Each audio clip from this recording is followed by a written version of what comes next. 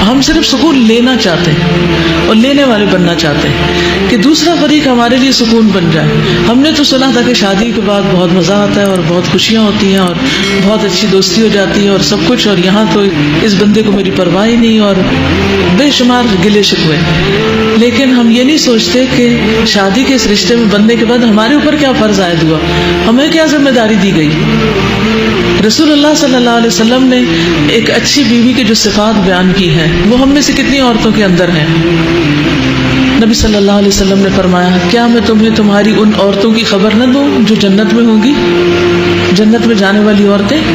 ہم نے کہا ضرور ہے اللہ کے رسول صلی اللہ علیہ وسلم. آپ نے فرمایا محبت کرنے والی, زیادہ بچے پیدا کرنے والی, جب اسے غصہ آئے یا اس کے ساتھ برا کیا جائے یا اس کا شوہر ناراض ہو تو وہ شوہر کو کہتی ہے کہ میرا ہاتھ آپ کے ہاتھ میں ہے اور میں اپنی آنکھوں میں نیند کا سرما نہیں لگاؤں گی جب تک آپ راضی نہ ہو جائیں. یعنی ہر قیمت پر شوہر کو راضی کرنے والی. اور حقیقت یہ ہے کہ جو عورت یہ راز جان لیتی ہے کہ شوہر کو کیسے راضی کرنا ہے تو پھر دنیا اور آخرت دونوں ہی راحت میں آ جاتے ہیں. رسول اللہ صلی اللہ علیہ وسلم نے فرمایا, تمہاری بہترین بیویاں وہ ہیں جو محبت کرنے والی, زیادہ بچے پیدا کرنے والی, ہم نوائی کرنے والی, یعنی ہاں میں ہاں ملانے والی, ہر بات میں تنقید نہیں, اور ہمدردی کرنے والی ہوں, بشرطے کہ وہ اللہ سے ڈرنے والی, یعنی دل میں اللہ کا ڈر ہو اور اللہ کی خاطر ہی صبر کر کے یہ ساری قربانیاں کرنے والی ہوں. تو جس عورت کے اندر یہ کوالٹیز ہوتی ہیں پھر اس کا شوہر آخر ہار ہی جاتا ہے اپنی ضد سے اور اپنے ظلم و ستم سے, اور گھر کی فضا محبت کی فضا بن جاتی ہے. اسی طرح شوہر کے لیے بھی ہے کہ وہ اپنی بیوی کے لیے سکون کا باعث ہو. نبی صلی اللہ علیہ وسلم نے فرمایا, خیرکم خیرکم للنساء, تم میں سے بہترین شخص وہ ہے جو اپنی بیویوں کے لیے اچھا ہے.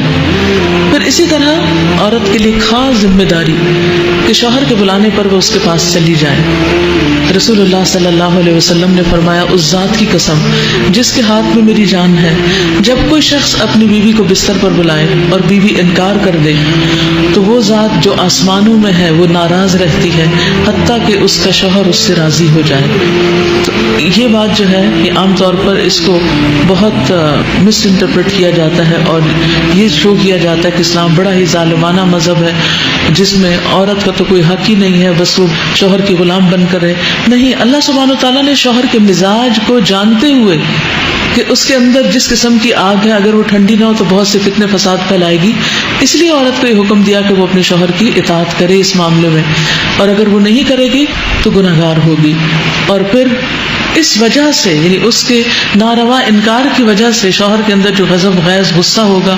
یا پھر وہ حقوق نہیں دے گا یا اس سے مزید معاملات بگڑیں گے, تعلقات خراب ہو کر حتیٰ کہ طلاق تک نوبت آ جائے گی, تو پھر اس میں ذمہ دار عورت ہوگی. یعنی اگرچہ شوہر کا ظلم وہ بھی اللہ تعالیٰ دیکھتا ہے لیکن سبب کیا ہے, ریزن کیا ہے, روٹ کاز کیا ہے, اس کو جاننے کی ضرورت ہے.